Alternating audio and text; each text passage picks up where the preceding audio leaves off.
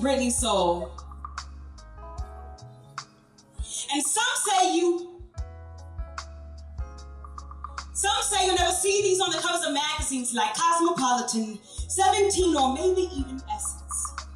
Some say their only purpose is for credible evidence to inevitable life lessons, and some think them bruises, excuses of abuse, bad relationship shoe prints, but my stretch marks are beautiful, and some say see what had happened was explaining gained the lost pounds of the combo were just combos off the $5 menu. Then you got those that have had surgery in and for places to look like top models who are really not models, so other plastic bottles can befriend you, but see me and my imperfections are beautiful. Hi, I'm Maya Z with Choice One TV, and we're here interviewing Brittany Soul in Nevada. Brittany, so do you go by Brittany Soul or Brittany, or what's your real name? Yeah, I go by Brittany Soul. My real name is Brittany Sharp. That's my married last name. I could have went by B Sharp, but yeah. So Brittany Soul. B Sharp is tight. Where are you from originally? Las Vegas, Nevada. Okay. Yeah. My family's all from the East Coast, but I was born and raised here. Okay, cool. So what inspired you to be a singer? Wow. I mean, I come from a musical family.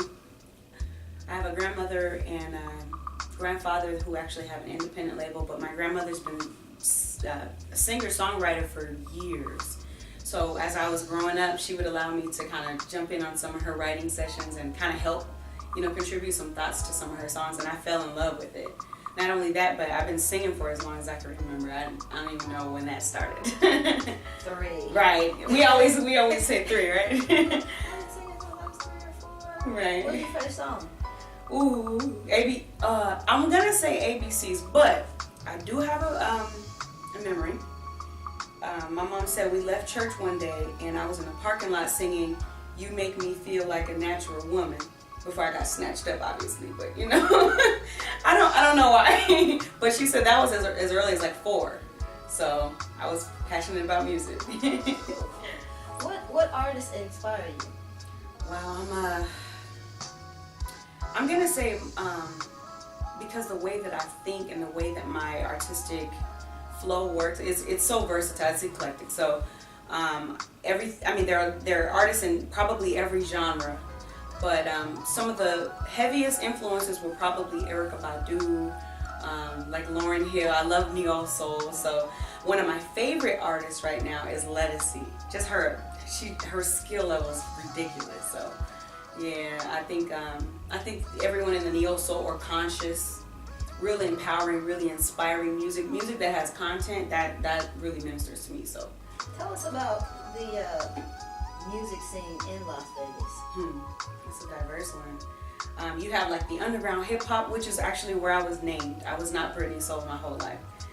That actually started when I began doing spoken word. I've been writing poetry forever, but I was not exposed to spoken word at all until, I want to say it was sometime after 2005. So I was at an event, an underground hip hop event. It was called She's Dope. Lots of females coming together doing what they do. I had a beatboxer. I performed with a celloist.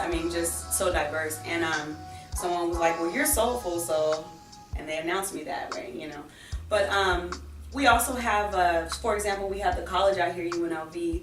We have jazz band. A lot of people graduate from that and move on to do major things.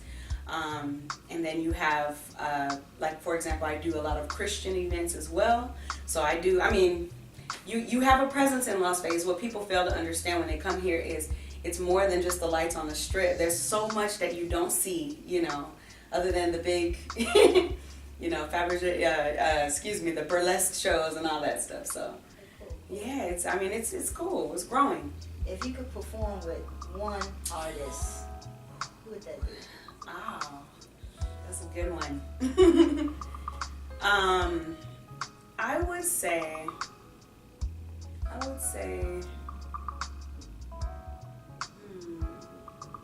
I'm probably still gonna go with Lettucey. And then if I could do a male, you see how I'm cheating? If I could do a male, I really love Miguel. Twice I turned back on you. I lay flat on my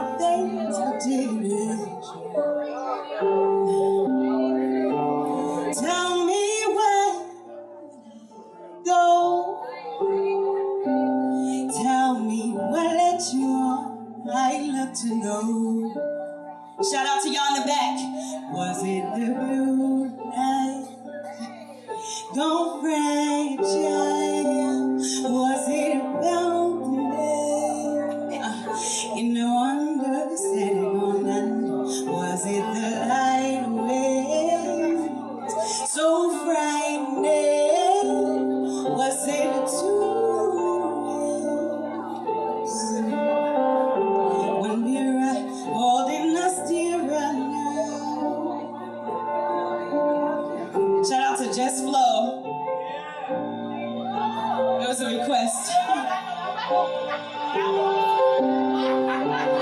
thought I had an answer, but your random ways, they swept me out. Cause so sad and so lost, with so many lovers singing. Was it the blue light? Go fragile. Was it about the man? You know, under the setting going under. Was it the light waves? So frightening. Was it too? What makes you continue to perform, continue to do this? I caught you at a open mic night, so what makes you continue to want to keep doing this? That open mic event I wasn't gonna attend, and they were like, Britt, we'll book you. You know, the week before that, the open mic event was a pretty nice event. Just last weekend I performed in front of 10,000 people, easy. For 2 days, you know, doing an hour set with a live band and everything. So what I love about the gifts that I would consider myself having, between the spoken word, between being able to spit, being able to sing, is the gift makes room, and I love giving it. So if I'm able to, if there's an opportunity to come and share at the English department or the poetry segment of a high school, I'm there. I've done, the health district has had women expos, I'm there, you know. And the fact that I can influence people and really inspire people, that to me, that's a good reason to really share that gift, you know. It's not just enough to just do something and just make money or whatever the circumstances are. I need to feel like I'm making a difference. And that's what's been keeping me going, you know. The minute I guess it'll probably have to be a year, but you know, the year I feel like I'm not making a difference, I'll probably will, you know, sit back and go back to the drawing board. So you spit, you sing, you do the spoken word. Right.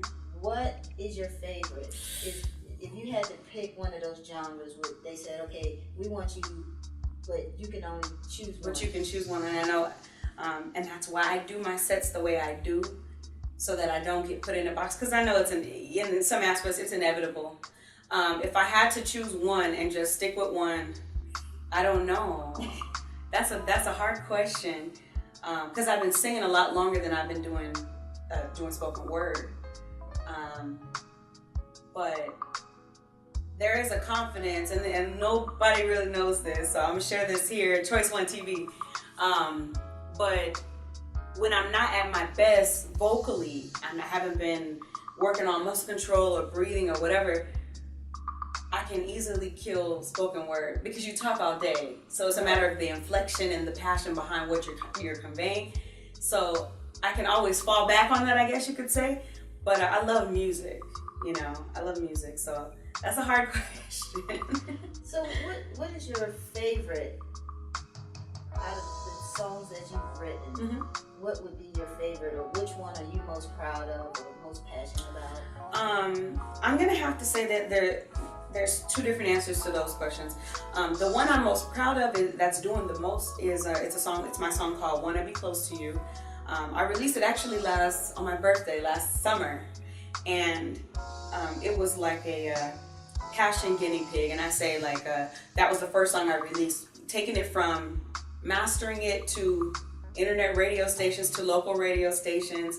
I got to see that whole process firsthand with this song, and it just so happened to be such a quality recording by a reputable producer and engineer. You know, to me that went beyond me. You know, and it's being featured in a few conferences and youth ministries and different things like that. So I'm very proud of what God did with that. You know.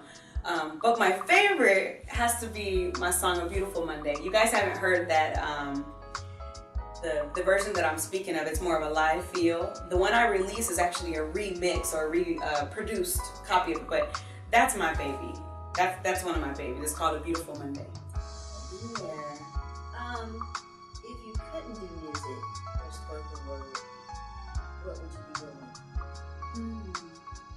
If I couldn't do music or spoken word, I'd be painting. I would probably be painting. And it's not that painting in itself is a passion, but that would be the next best thing to me. So that would be what you did for a living? Yeah. Something dealing with the arts. I would be a speaker, which I still want to do anyway. Right. But I mean, even if I wasn't gifted in spoken word or music, I would be a speaker. I would be a teacher. I would be something still dealing with the arts. There's no way around that. So, you know, out of all the things and places that you perform in Las Vegas, where do you feel most comfortable performing? Outside of in Las Vegas. Mm-hmm. Okay. Most comfortable, honestly. Or do you just like the stage? Once you hit the stage, it doesn't matter where you at, or? It does make a difference, you know, and I'd be interested to hear even other more seasoned or higher, you know, caliber artists. I'm curious what their answer is to that, because it does make a difference. Especially as a spoken word artist, I like to feel my atmosphere. I like to feel my audience. I like to interact. So when I have opportunities for major stages, so for example, the Palms Resort, I performed at the Palms Resort, which is that resort has like one of the hugest studios in, I want to say, the U.S. But I mean, when I got a chance to perform there, it was poetry. They let me do what I want to do. You know, I want to spit, I want to sing, I want to do poetry, whatever. Let me do it. You know, and that stage was a larger audience or a larger house, but it had an intimate feel, and to me, that's perfect. That's perfect. If I have to do the big stages where it's just, you know, thousands of people and, you know, just, I don't connect with people the same. So in that case, I feel like it's more of the performance than the connection. So I don't know. I would say that I really enjoy underground hip hop events where there's a lot of love, because that's where I got a lot of love, especially during the transitional process of who Brittany Soul is. But I like ministry events as well. I feel like, you know, a lot of people are there and they're hungry for inspiration, you know, and to give and to receive. So that's another place. So it's kind of weird. They're kind of opposites, but it is what it is. Except, I have to add this, I'm sorry. There are several, and people don't realize this, but there are several Christian hip hop events in Las Vegas. Ridiculous talent. Amazing talent. So I do those events as well. So, all right, you can ask. Well, I thank you for taking the time to do this interview with Music Straight Off the Street Live and Choice One TV. Where can our audience find you? On the web or in Las Vegas doing events? Absolutely. And I'll be traveling to, I want to say, North Carolina in June. And I do events in Hollywood or LA as well. But in Las Vegas or anywhere, you can find me at BrittanySoul.com. So everything's linked in. It's a hub. So Twitter, Instagram, all that at Brittany Soul. Or just go to BrittanySoul.com. And there you have it, Brittany Soul. All this was just a distraction. I can't help but laugh now. Why am I so concerned with what she said to you? Especially in the case when what's said is untrue. What I really could wonder is why you look so confused. Because I never wasted a breath on what she said about you. I seen some ugly hearts wrapped behind some gorgeous smiles. Speak so flattering until you've been gone for a while. Discern some arrogance presented in dignity style. When the truth is, you are far more broken than a chasing child. I seen some bitter fights, bouncing off some bumping lips. Not one chance to the meanness you could not resist. I'm telling you, you're beautiful without that Judas kiss. But hurting me because